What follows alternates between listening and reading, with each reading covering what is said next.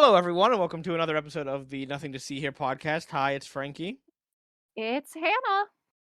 All right, guys, let's get down to business. Bridgerton just released, Bridgerton season 4, and it's one of my favorites. I fucking love Benedict. All right, let's go. 20,000 Leagues Under the Sea. My name's Amanda. Wow! Oh, Shit. go! Keep going! We got Keep going! the name! Keep We got going! the name! Okay, all right. We ready? Anybody have any bullshit? No. Oh, good. No bullshit. All right. Straight into this. 20,000 Leagues Under the Sea. Disney film. It's part of the Disney anthology thing that we're doing. Okay. 20,000 Leagues Under the Sea. Short trip. Short trip, Just a short trip. Just 20 leagues, yeah. 1954 American science fiction adventure film directed by Richard Fleischer from a screenplay by Earl Felton. This is adapted from Jules Verne's novel from 1870, 20,000 Leagues Under the Sea. And this was produced by Walt Disney Pictures. I like Jules Verne. You should read the book. I'm just gonna throw that out there. It's a decent book. It's decent. You know what? It's more entertaining than Moby Dick, which I hate. I actually really like Journey to the Center of the Earth a little bit more, but I think Around the World in 80 Days is the one that I like the most in school. But From Earth to Moon was also really good too.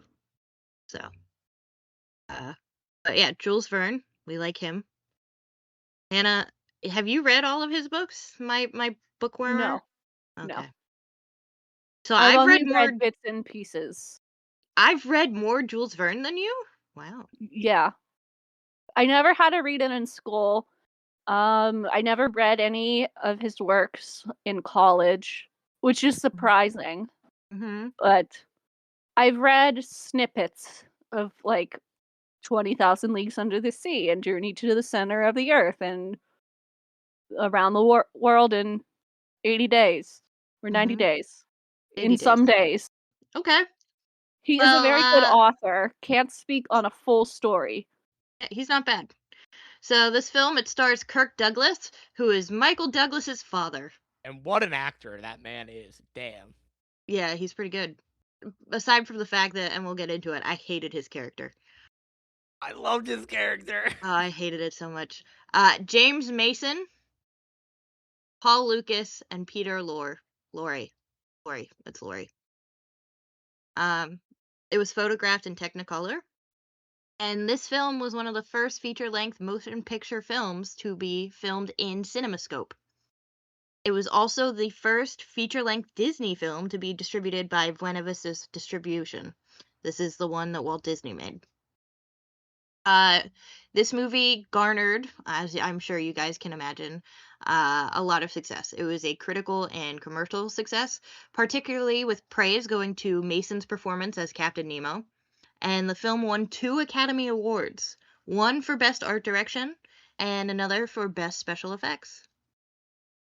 Gotta be honest, special effects were good except for like one. But I'll give it some credit. It is a movie from the 50s. Is it the squid? No, the squid I had no problem with. It's when the professor is staring out the window. Oh, the fish and that the you fish are swimming by. I'm like, what the fuck is that? Yeah. The same, like, 30 seconds of fish just over and over again. I was like, this is an animation company. I've seen way better live action and animation integration. Yeah. This is, guys, what are we doing here? Could you have not, you know what I think would have been cool if they would have made the underwater effects like all animation. You know what I'm talking about? Listen, the whole budget went to the set and that squid. The whole budget went to the squid, yeah. So, let's talk production. Walt Disney first expressed interest in an adaptation of Verne's 20,000 Leagues Under the Sea after he saw marine footage and storyboards that were created by Harper Goff. This was during the production of the True Life Adventure series. We know those. Yay. At the time, the film rights were owned by Metro-Goldwyn-Mayer and King's Brothers Production. The film was originally conceived as an animated feature. Dope. In November 1950, film producer Sid Rodgell announced that he had acquired the rights to the novel, as well as the film adaptation prepared by Robert L. Lippard's production company. He planned to start filming within a year at the General Service Studio, but in December 1951, it is reported that Disney then purchased the rights from him, along with Goff storyboards and art design, filming the basis of the film. So 20,000 Leagues Under the Sea was filmed at locations in the Bahamas and Jamaica. What a fun time that would be. Yeah, yeah. Or With what's his name? The guy we've been seeing in all the Disney movies had to go to fucking England where it's just rainy and cold all the time. These guys got to go to the fucking Bahamas. the cave scenes were filmed in what is now the Zatabi Resort off the cliffs of Negril in Jamaica. Other scenes were photographed in Nassau, in the Bahamas, Lydford Cay, which is a private gated community now, and Death Valley. Filming took place between January 11th and June 19th, 1954. According to the 2-disc DVD documentary, the scenes in San Francisco at the beginning were filmed at Universal Studios, while most of the modeling shots were done at 20th Century Fox. Some of the location filming sequences were so complex that they actually required a technical crew of more than 400 people. The production presented many other challenges. The famous giant squid attack sequence had to be entirely reshot, as it was originally filmed as taking place at dusk and in a calm sea. The sequence was filmed again, this time taking place at night during a humongous thunderstorm, both to increase the drama and to better hide the cables and other mechanisms working the animatronic squid.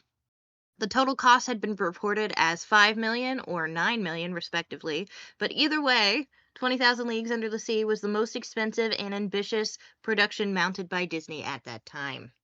I think it shows.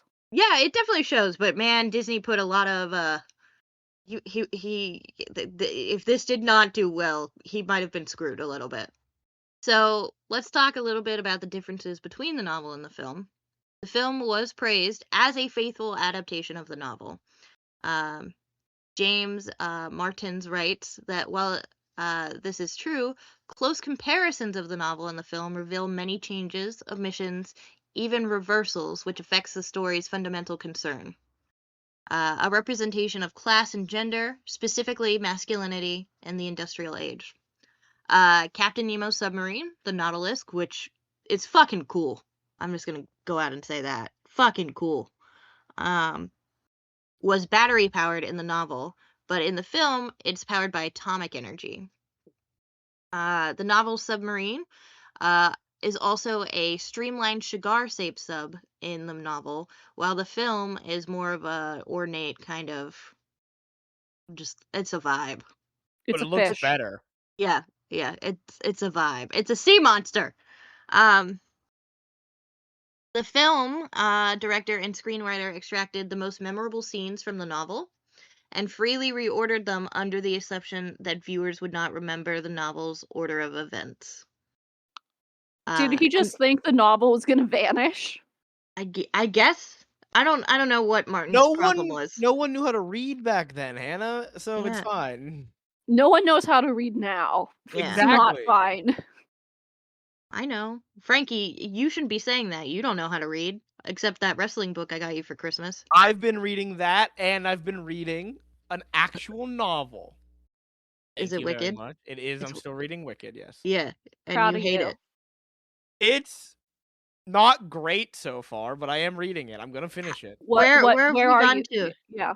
I've just gotten to the part where Dr. Dillamon has been murdered and Nessa Rose comes, and boy, what a shock that was. Yeah. I didn't realize she had no arms. Oh, you didn't? You didn't? No, I didn't know. Like, they just keep saying, oh, she's like she has a deformity or she's disabled. And I was like, what is it that's different? Is it different from the movie or the musical? And it sure is. She just doesn't have arms. Or legs, yeah. Or legs? No, she has legs. No, I don't think she has legs. No, she walks because she's walking. She's just struggling to walk because she has no arms. Yeah, Mm. she has legs. I thought she was born armless and legless. That I thought that was the case. no, she has That's legs. well, I'm glad that you're reading it. You haven't gotten to where Alphaba and Fiero fuck. Ah! Whoa! Spoilers! You knew that. I didn't know that. It's, Piero it's in hasn't even been introduced in the fucking book yet. I don't even know if he exists. Oh, you're really early then. yeah, you're really Yeah. early then. I mean, I thought you were further. No, I yeah. literally have gotten to where Nessa Rose shows up for the first time. You're really taking this slow. Oh, I thought you were at the college. They are at college. They are all at college, Hannah. Okay, that's what I thought.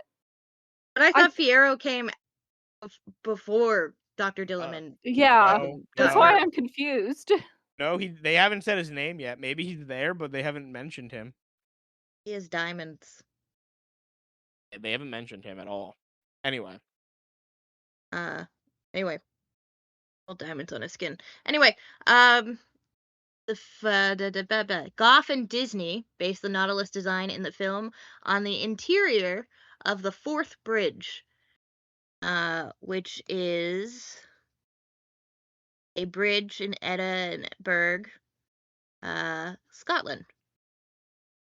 Always Scotland, isn't it? Fucking Yeah. hell. We can't get away. Also in the novel, Nemo orders various parts, orders parts from various industries, secretly shipping them to an island for assembly. At this island, it was all just there. Martins was upset about this because it didn't show how Captain Nemo was a logistical genius at manipulating industrial age manufacturing. Dude, it's a 2-hour movie. Nothing excites me more than logistics.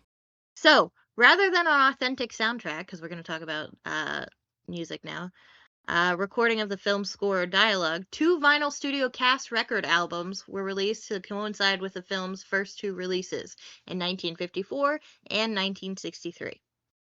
Both albums contain condensed and heavily altered versions of the film's script without the usage of any of the film's cast or characters' voices.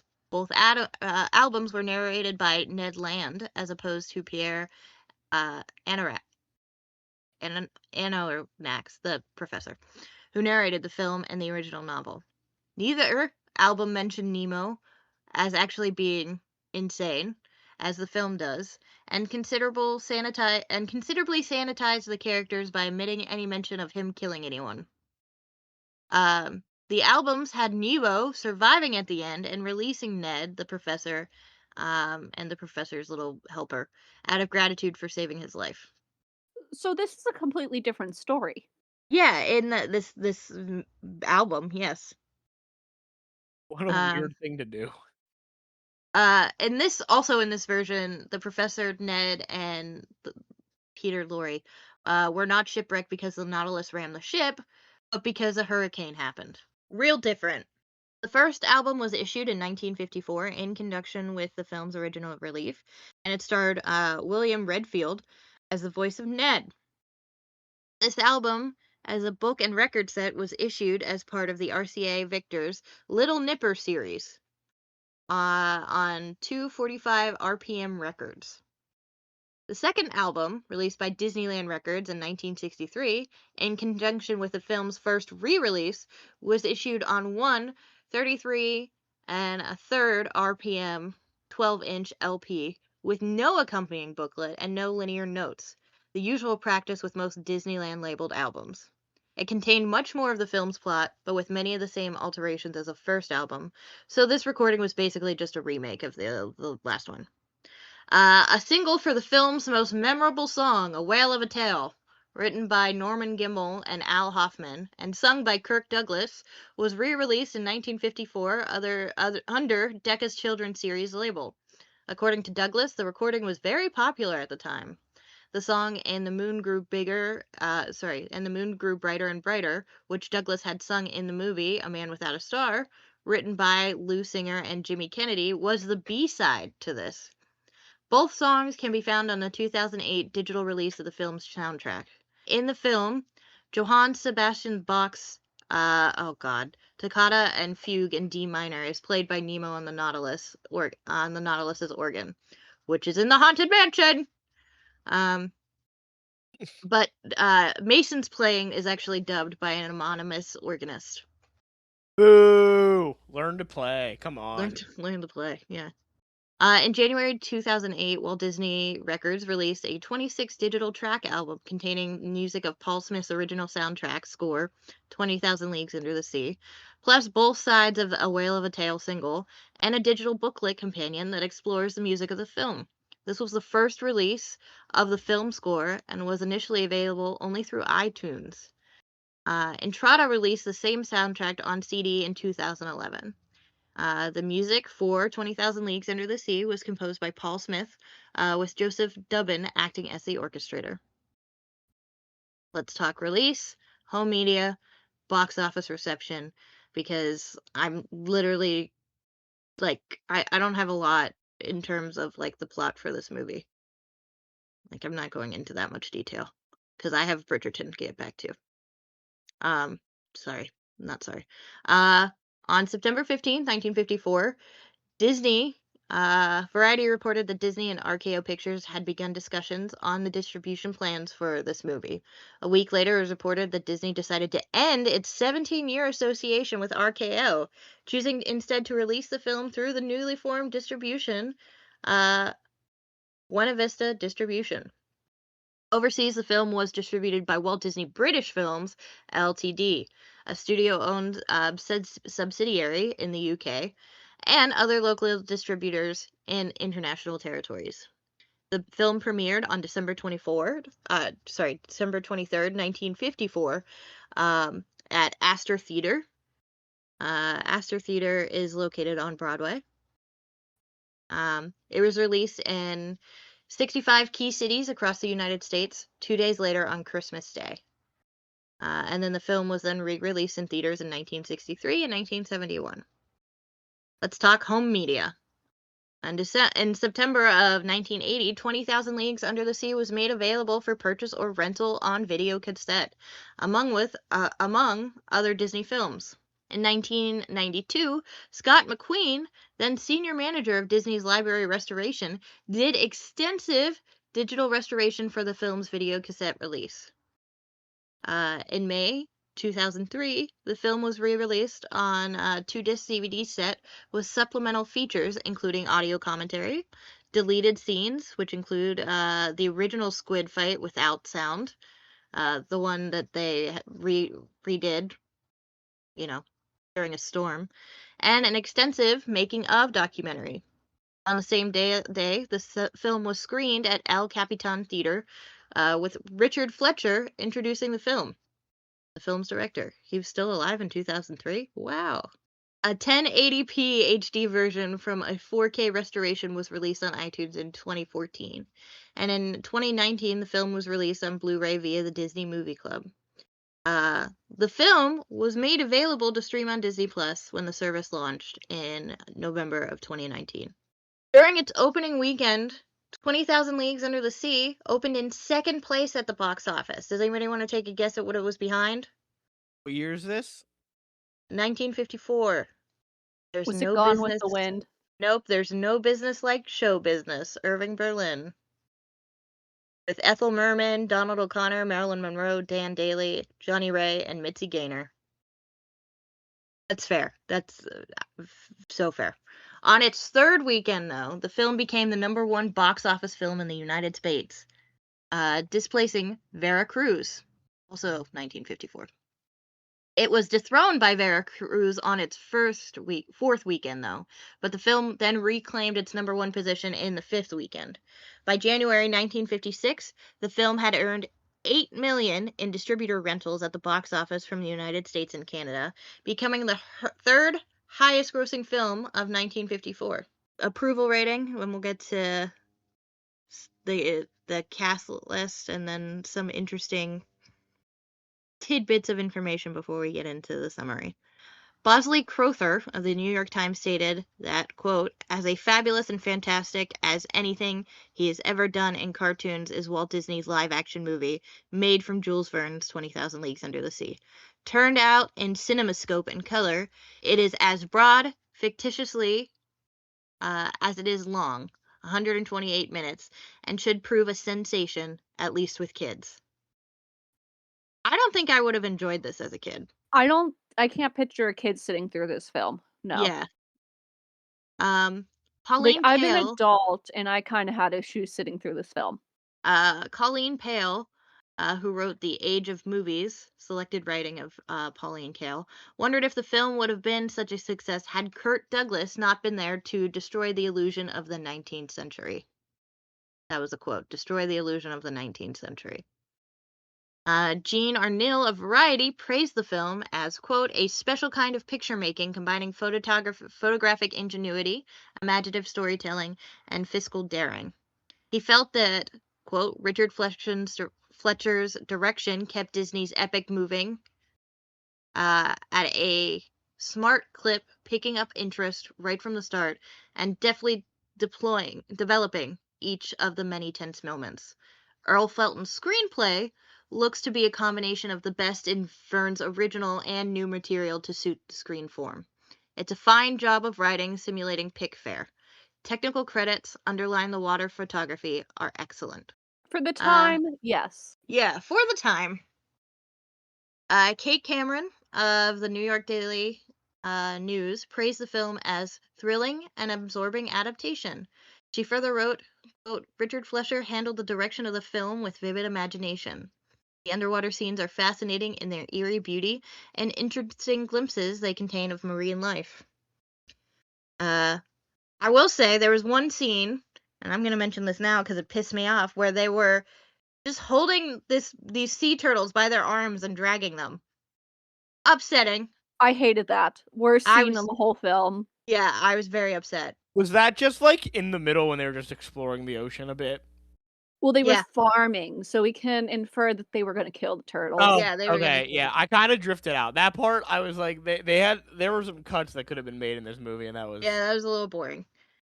Philip K. Schroeder, reviewing for the Los Angeles Times, wrote, quote, technically the film is a marvel itself, with actual underwater shot made in Bahamas alternating with the surface scale models that defy detection as such.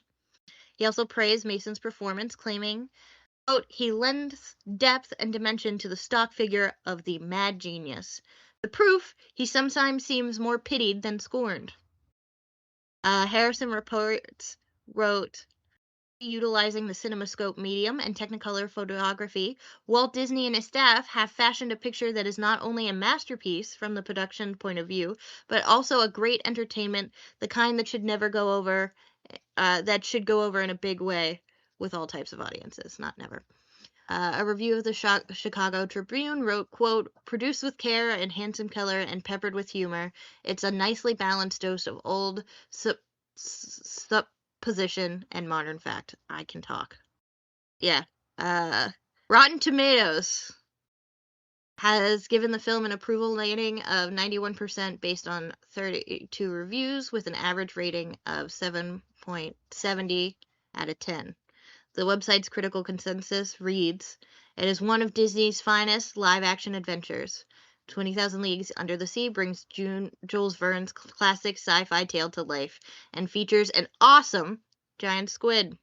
Aside from the Academy Awards, it won the National Board of Review Awards in 1954 for top 10 films. It was nominated for a Saturn Award for Best DVD Classic Film Release, and inducted into the Online Film and Television Association Awards, Hall of Fame Motion Picture.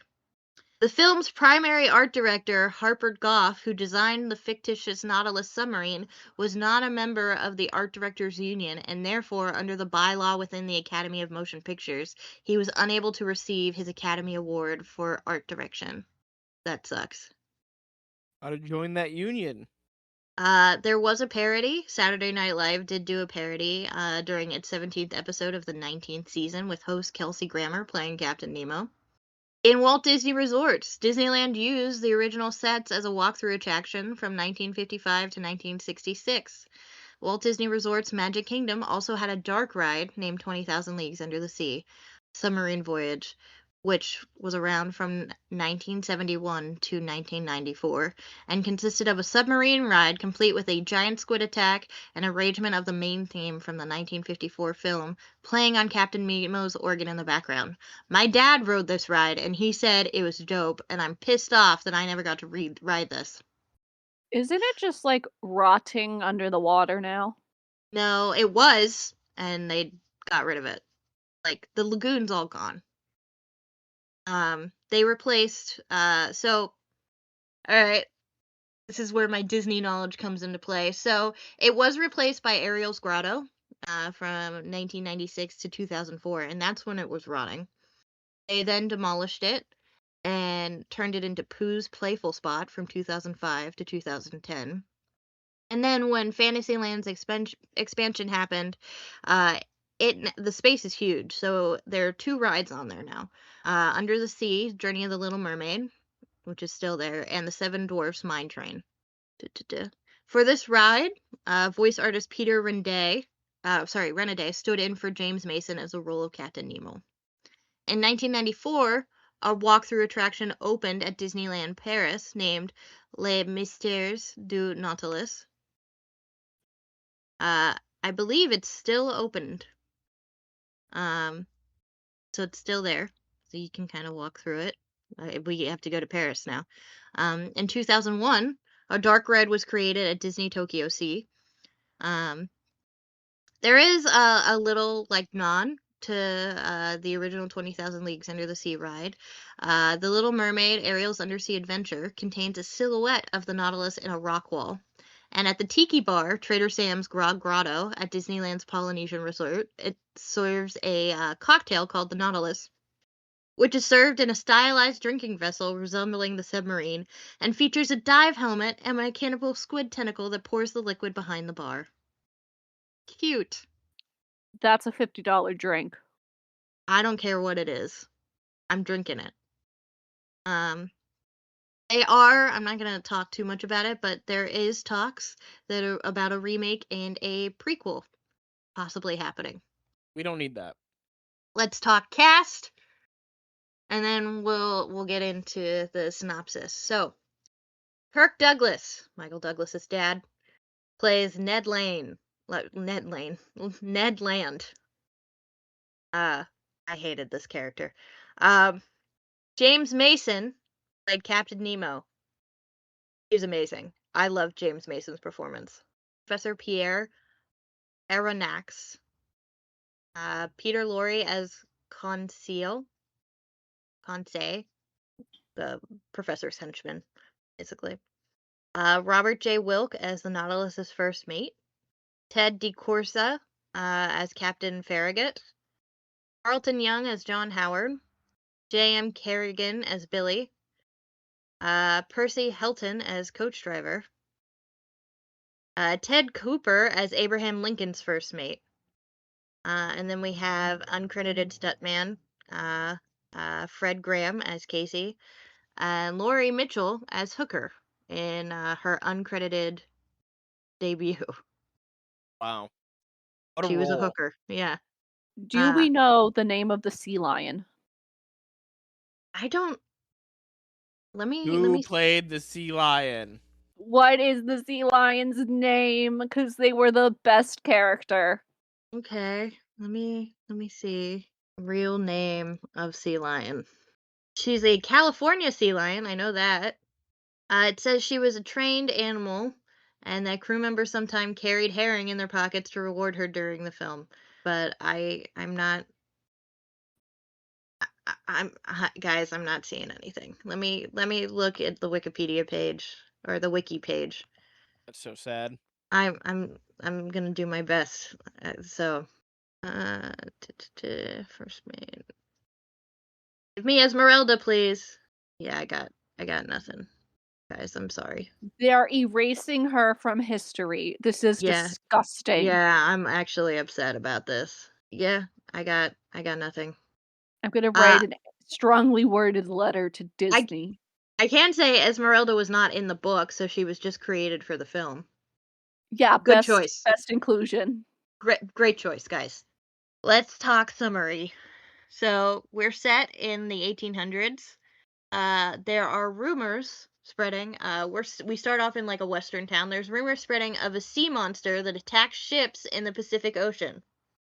There's an old man who this guy's trying to get some sailors to go on these hey, we'll pay you great wages, and this old man and other dude come up and they're like, nah, they'll pay you great, but you won't actually live to collect it because there's a sea monster out there and you'll die. And then he introduces another old man that made it back alive. So Yeah, so kind of contradicting himself. Who's also pretending to have an injury. He clearly doesn't need the crutch. Maybe he gets sympathy, I don't know. So Ned Land is with some hookers, as they're apparently called. That's so weird that they're credited as hookers, because I honestly can't remember. But they had names. They had names. Their name. Yeah. Yeah, Disney does suck. So Ned basically is like, it's fine, they're not monsters. It's fine. You guys are pussies, basically what he said. He's a harpooner and he's like, there's no beast or whatever. And if there is, I'll get it, blah, blah, blah, blah, blah, blah, blah. And starts a fight. And he does end up, I think, getting taken away by the police as well as other people. So, big fight. Professor Pierre Anarax and Professor, his name's Professor, and his assistant, Peter Lorre, are asked to investigate by the U.S. A U.S. dude comes in and is like, "Hey, Professor," the professor was quoted. Some newspaper journalist came to him and asked him his thoughts about the sea monster, and they misquoted him. He believes that there could be a sea monster, but he doesn't really know what it could look like or what it is or if it's even real. But he has kind of an open mind about it. The U.S. is like, you have an open mind, you can be unbiased or whatever, so go on this journey because he's trying to get to. Where's he trying to get to? Oh God, where is he trying to go? I don't know. Is it Singapore? Trying to go somewhere to do research. Yeah. And he can't because nobody wants to go. So he's like, we'll ferry you there, but you have to do this first. And he's like, sure, great, fine, whatever. So he and his thing board a U.S. Navy frigate with Ned Land, who is the harpooner that caused the fight. After months of patrolling, they don't spot the monster, and the captain of this Navy vessel is just like, I'm gonna drop you off. I'm gonna drop you off, where we told you we were gonna drop you off at because this monster doesn't exist. Kirk Douglas, Ned Land, sings a little song. He does this fun thing with the guitar, and like the first time he did it, it was really interesting, and then he just kept doing it, and I was like, all right, guy. Stops the whole film with this music number. Yeah. It definitely wasn't needed. No, and not in a good way. Not like Scooby-Doo 2, Monsters Unleashed. While he's singing, the monster is spotted. The crew open fires, but unfortunately, the monster rams the ship. Ned, trying to harpoon the thing, does hit at it, but it's metal, so it doesn't work. And he falls into the water along with a boat. Meanwhile, the professor and Peter Lorre are thrown overboard and manage to float on I guess, a piece of the mast. And they drift away from the ship. While clinging to the wreckage, the professor and Peter Lorre come across a metal vessel and realize that this monster is a man-made submarine. And it appears deserted. Peter Lorre is very much just like, I don't want to get caught here. But Professor goes below deck, and he finds a large viewport and witnesses an underwater funeral happening. Ned, though, arrives in the overturned longboat from their ship and basically tries to get the longboat up and running so that they can get away. The professor, while he's busy gawking at this funeral, is spotted by the divers having this funeral, and Ned, the professor, and Peter Lorre. While they attempt to leave, they are captured. The captain of this vessel introduces himself as Captain Nemo, and I don't know what it is, but like I'm not very attracted to him, but there was an air about him that I was like, "Oh yes, if I was a woman back in like the 50s, like you would be scrumptious." Like, did that make sense? It made sense, but I just really appreciate the use of the word scrumptious. Thank you. That was I don't know. I think it had something to do with the turtleneck. Was it the evil villain vibe? Here's the thing. I don't get a evil villain vibe from him. I get a morally gray guy from him. But he's kind of giving super villain with the turtleneck. I guess. I don't And think like the so. graying temples. I don't know. I don't know. I don't know. Anyway, we're introduced to Captain Nemo. He is the master of the submarine called the Nautilus. Dope ass name. He returns Ned uh and Peter Lorre to the deck because he doesn't have any need for them. But he offers the professor a chance to stay because he's read the professor's readings and writings, and that's basically what saves their lives. Um, so he puts Ned and Peter Lorre on deck so that they can basically drown. And after Anorak says, the professor says, I'm going to die for my companions, then rather stay with you. Um, Nemo allows Ned and Peter Lorre to remain aboard with the professor. Nemo at dinner, they have a nice little dinner. All of their food is made from sea creatures and seaweed and stuff. I would hate that. At one point, the milk of a sperm whale is used for pudding. Sounds so great. I don't think they make milk. I also don't think they make milk. Um, so Nemo explains during dinner that he's withdrawn from civilization and that the sea provides all that he needs and that they go hunting for food underwater. The professor is amazed by Nemo's discoveries and inventions, including the advanced technology of the Nautilus and the crew's ability to harvest abundance of sea creatures for food. So he has them go out and harvest, and this is where we get the dragging of the sea turtle thing. And Can we put the Disney filmmakers on the villain list again for the animal abuse? yeah, we can. Peter Lorre and Ned find a treasure chest, and they almost get killed by a shark. And Nemo's a little upset about this. He's just like, I've collected dozens of treasures. Uh, and he shows Ned like this whole treasure, and he's like, I have no use for them. This is bullshit, and you almost risked your lives for it. You're a dumbass. So Nemo really does not like Ned at all. The Nautilus arrives at a penal colony island where prisoners are loading munitions on a ship. Nemo explains that he was once a prisoner there, and basically has the professor view what's happening, and like the professor's like, I can't believe this is still here, this is ridiculous or whatever, and Nemo's like, yeah, cool, I'm gonna destroy it, and sends the professor down and rams the ship, just killing everybody. Nemo tells the professor, who's pissed off at him, that he just saved thousands from death and war, and that uh this this nation that is keeping prisoners tortured his wife and son to death while attempting to force him to reveal his discoveries. So, yeah, his wife and son were tortured to death. That sucks. A little morally gray here, at least for me. I would also probably hate them and want to, like, close myself up from society.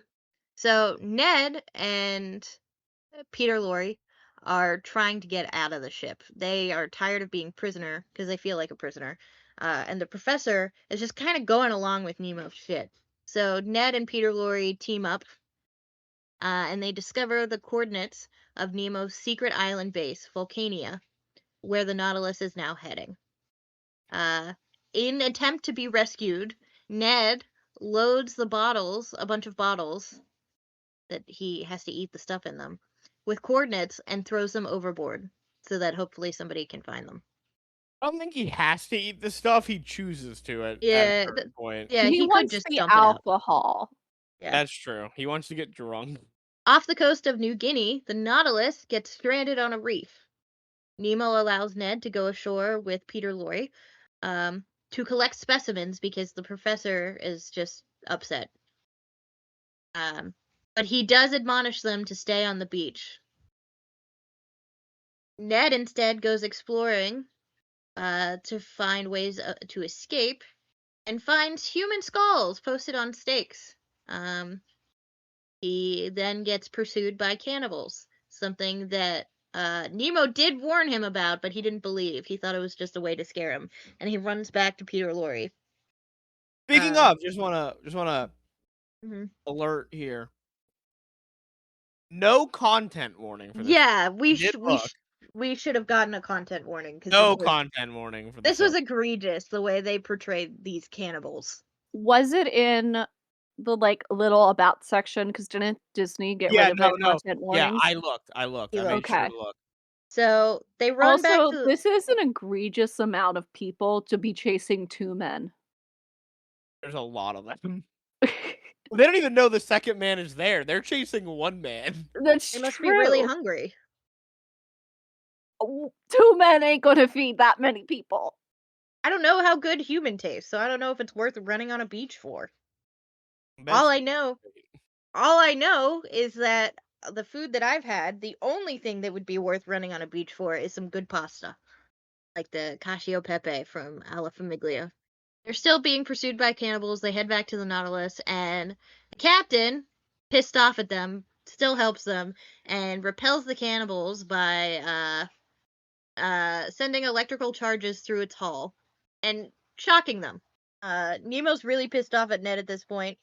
He's like, "You tried to escape. I'm not fucking stupid, and I also warned you." So he confines Ned into a room as punishment. At some point, they come across a warship which fires upon the Nautilus, which ends up descending into the depths and attracts a giant squid.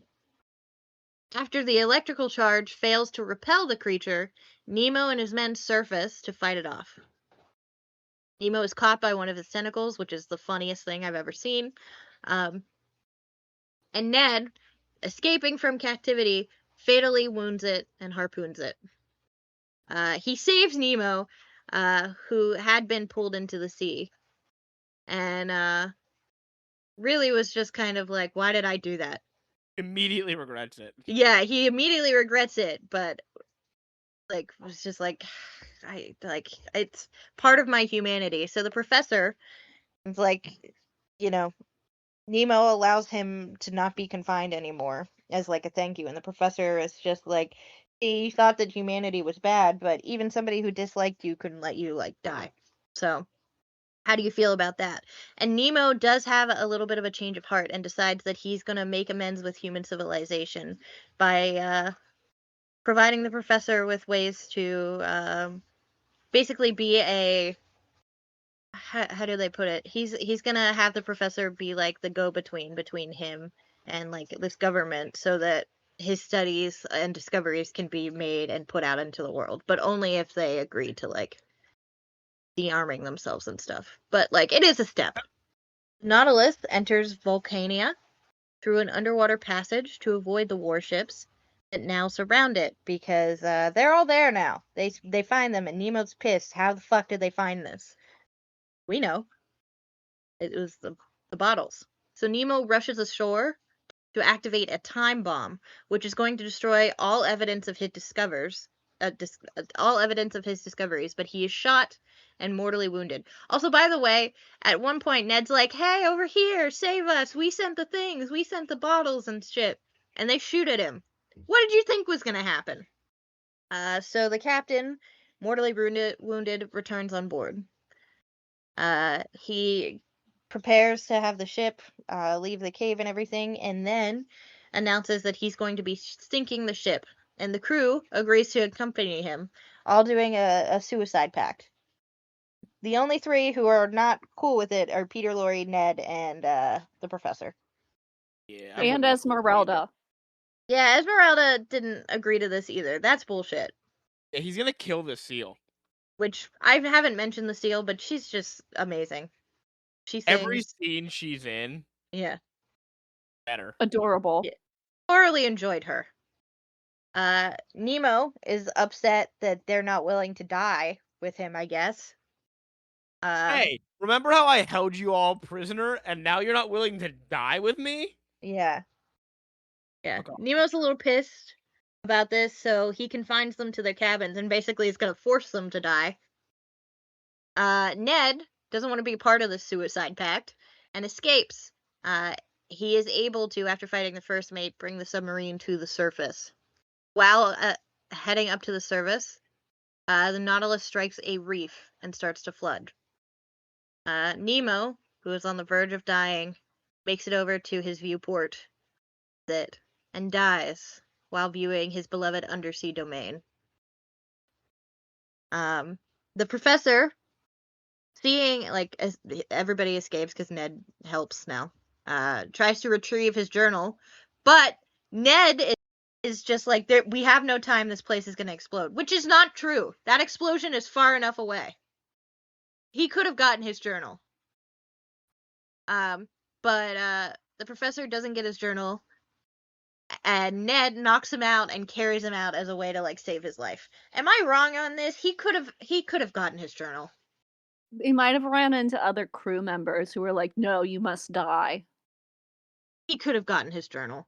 So aboard a skiff, the three watch the Vulcania explode, and the Nautilus sinks. As the Nautilus sinks, we hear Nemo's last words to the professor kind of echo. The words being, "There is hope for the future, and when the world is ready for a new and better life, all this will someday come to pass, in God's good time." And the movie ends. By the way, they escaped with Esmeralda the seal.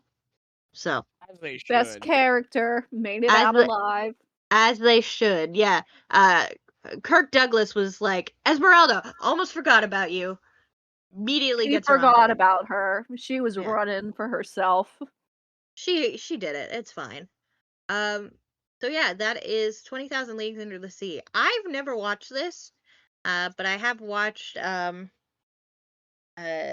old videos of the Disneyland ride, 20,000 Leagues Under the Right. Sea. You keep wanting to make it like the most unspectacular journey ever. Yeah. Yeah, I Did do. we go 20,000 Leagues Under the Sea, though, in this movie? They did. They No. mention it. They mention it. We did, but not in real life. Oh yeah, not in real life, but the movie characters did. It doesn't Mm. feel like it. So, Yeah, there weren't enough nightmarish creatures down there. Stay out of the There was ocean. still sunlight on that ocean floor. Stay out of the ocean. also, Well, they don't go 20,000 leagues the whole time. It's like it's one moment where they go really far down to escape something, and they're like, "We've never been this far down before," and that's when they're 20,000 leagues. Yeah. I will note that Atlantis, the Lost Empire, a lot of the designs in that movie um, are very similar to 20,000 Leagues Under the Sea. Like the designs of the architecture and the robots and stuff are very similar to it. How And I long love till that we movie. get to that movie? That's 2001. So a So long time. yeah, we have a while, and it's one of my fucking favorite movies. All right, so let's rank this bad boy so that me and Hannah can get back to Bridgerton because this is important. Okay. I got a Take a review to look. write in 4 days. Take a look at the rankings and make sure all of the movies are there. Okay, what was the last movie that we did? The Living Desert? Living Desert, yeah, so it is there. No, was it? No, it was The Vanishing Prairie. They're both there. Yeah. The Highland Rogue. Wait, where's my phone? Let me look at. It would have been The Vanishing Prairie. Are you sure? It was a documentary. They're both there, to be fair. We've only watched 2 nature documentaries, and they're both there. It was The Vanishing Prairie is Prairie. 20, and Living Desert is 21. So they're both on there. Uh-huh. We're good. We're good. Okay, cool. All right. I found this more enjoyable than Rob Roy. I agree with that. Did you guys find this more enjoyable than Ichabod and Mr. Toad? No. I did. You didn't like. Uh, I can't. I don't think I can. I really enjoyed Ichabod and Mr. Toad just because it was ridiculous. It was fucking ridiculous. And So and we're maybe that ridiculousness is something that I strive to have in my movies. it was 20,000 Leagues Under the Sea going above Rob Roy, but below Correct. Yes. Mr. Toad. Yes. Okay. Honestly, I can't believe I'm saying this, but the story of Robin Hood really has been the best live action one so far for me. I think it's the piggyback fight. The piggyback fight. So we have that protagonist. Who is our protagonist? I believe it's Ned. Definitely Ned. I think it's Ned, even though in the book the professor is the one who tells us about it, but I believe it's Ned. I fucking hated Ned. I can't believe this. This is disgusting. I love Ned. I like him more than Jim Hawkins. Jim doesn't do anything though. Yeah, exactly. Jim gets like tricked by a pirate the entire time. Yeah. So you're So putting him at Yeah. 13. Ned Land. The great Ned Land. He's 13? Is he 13? I thought No, he he's was. under Alice, so he's Yeah, 12. he's 12. He's 13. If Alice is 12. No, Alice is Alice- 11. Oh, my Okay. list is, again, my notes app. Because I can't edit it on Discord because it doesn't auto add, like, populate numbers on Discord. Mm-hmm. I have to edit it on my notes app.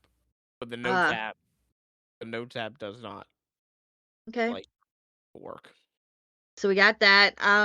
Villain. Would this go into morally gray villains? Because I'm getting a morally gray villain. I would put him in morally gray. I would But- also put him in morally gray. Are we putting the Disney filmmakers for their No. animal cruelty? No. Because that's going to be bunched up with all of the nature documentaries. Yeah. So we're still waiting, Hannah. Yeah, we're still waiting on that one. Is he better than Long John? I don't know. Long John has like such like a father thing. Nemo doesn't really have a father thing, but he's more like understandable. Like I sympathize more with Long John Silver, but I also sympathize a little bit with Captain Nemo. I would say Long John is definitely more like traditionally morally gray. Morally gray, yeah. Whereas Captain Nemo, while still morally gray, like we have the understanding of why he does what he does, but Mhm. you still don't feel as much sympathy towards him because he is also like, he's like, yeah, no, just kill all these people, don't give a shit. Yeah. Yeah. All right, let's put him at number 2 for morally gray. Number 2. All right, I think that's it. Our Song. sidekick. Song. Yeah, song and sidekick. I don't think we have to do song. I'm Yeah, gonna be we're gonna honest. do a song. Yes, we have to do song. We This have is to not do a an song. iconic song. No one goes, you know what I love? No one thinks 20,000 Leagues Under the Sea and thinks about that song. Apparently Maybe people I was do. talking about the organ music, Frankie. That's You're talking about Johann Bach? You're talking about some Bach? You Yeah. are correct. We missed out on Sidekick because Esmeralda. Esmeralda. I liked Esmeralda more than fucking the dwarves. I can't. I don't know if I think she has to go above Timothy Mouse. I don't know if she can because Timothy Mouse at least like helped Dumbo. Esmeralda didn't really help anybody except us. She helped enjoy the my movie. mental health. She helped herself. Yeah, Good And, for her. Frankie, I I'm gonna like. agree. I I'm think gonna. I don't think she can go above 5.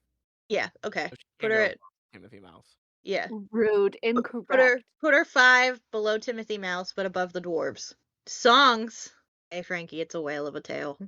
I like this song. I'm gonna be I didn't honest. hate it. Yeah, It did stop the movie. it did. You're right.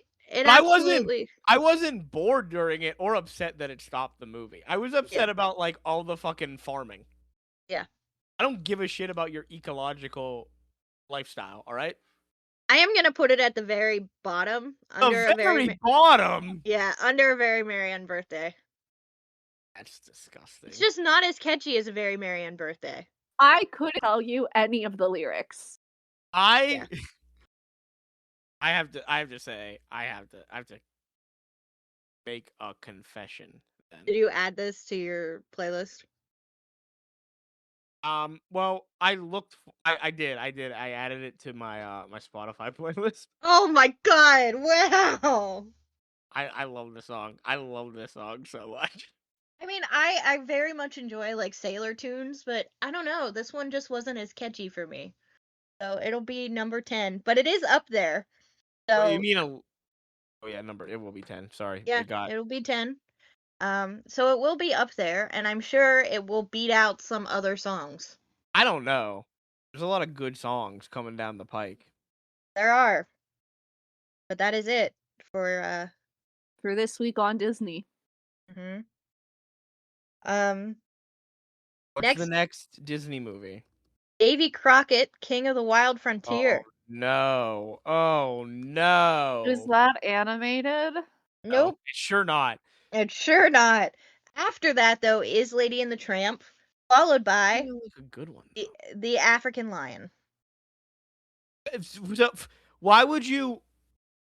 Why would you like say Lady and the Tramp followed by the African Lion? Like the African Lion's supposed to excite us. Because I didn't want you to get your hopes up that after Lady and the Tramp, things were gonna be good again. Well, no, we still have the lemming suicide eventually. Yeah, that's before Sleeping Beauty, so we got a while. That's before Sleeping Beauty. Yeah. How much longer do we have until Sleeping Beauty? Oh So my Wasn't that god! 54? no, Was that maybe. 90? Was that 1992 at this point? Jesus Christ! Let me look. 1959. So, we got Davy Crockett, Lady and the Tramp, The African Lion, which, by the way, The African Lion, I am gonna talk about the documentary, but there is something interesting that I'm gonna bring up as well You're gonna with it. buy me a lion No, for a The pet. Littlest Outlaw, The Great Locomotive Chase. The Littlest Outlaw. What's Yeah. that I don't about? believe you're saying real movies. Davy Crockett and the River Pirates. A sequel. Yeah. Our first sequel is Davy Crockett. Yeah. Uh, You've angered him. Secrets of Life. I don't know what that is. Westward Ho, The Wagons. Oh my Um, god. Johnny Tremaine. What is it? Harry. Old Harry? How Yeller. Oh no.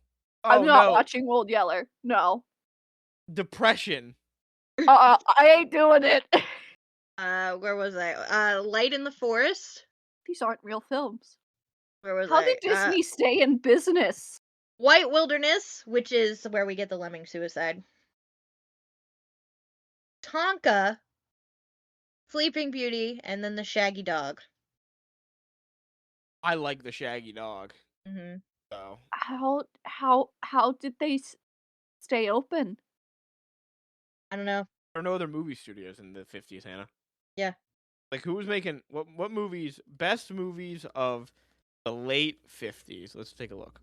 Sunset Boulevard. That's early 50s though. Come on, there's like nothing. There's no business like show business. That's great. Vertigo. Vertigo's good. Alfred Oh, Hitchcock's doing stuff. there we go. There we go. At on a Hot Tin Roof. I type this in and the AI overview does give us Sleeping Beauty, and that's the only Disney movie in the list. So Wow. that's fun. That's nice to look forward to, isn't it? Yeah. Well, what do we get to look forward to for next week? All right, Yeah. so next week I debated about doing more wrestling because I did 2 history in a row, but I want to talk about a prisoner, another escape, a prisoner escape artist. We're heading to Japan. Okay. Not where I thought we were going. We're going Nope. to Japan in the 1900s. It's going to take us. The story's going to take place from 1907 to 1979, with the fun stuff happening in the 30s and 40s. And we're going to talk about Yoshi Shiratori, a man who successfully broke out of 4 different Japanese prisons. Good for him. Great for him. I say that now, and then it's like he murdered 5 women, and I'm like, oh wait, no. All right, well, that's what we're going to talk about next week. Anything else you'd like to say before I release you two to watch Bridgerton? No. My review of Bridgerton parts 1 and 2 will be live on Reading Has Ruined My Life when this goes up. Yeah, so watch that or fucking read that. Watch it. Watch Bridgerton first, and then read my review, And then read Bridgerton. which I have not done Oh. still. Huh. Well then. Anyway, let's wrap this up. As of recording, we're on YouTube and Spotify. If you're listening to us on YouTube, remember to like, comment, subscribe, hit that bell for notifications so you know when each episode is uploaded. If you are listening to us on Spotify, remember to follow the show, leave a rating and a review.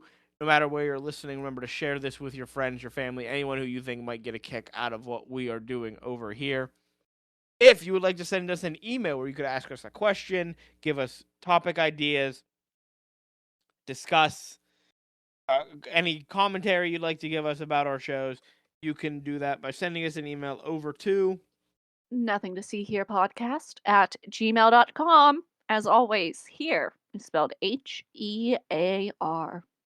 if you would like to see some great artwork done by Amanda, some funny memes created by Hannah, and find images of the things that we discuss, you'll get to see a picture, I can guarantee it, of Esmeralda. Oh yeah. Hell yeah. Over on our Instagram page, which is Nothing to see here pod. And that is all of our business taken care of. So saying goodbye and good night. It's Frankie. It's Hannah. I gotta go. Bridgerton awaits. Goodbye, guys. Bye. Bye.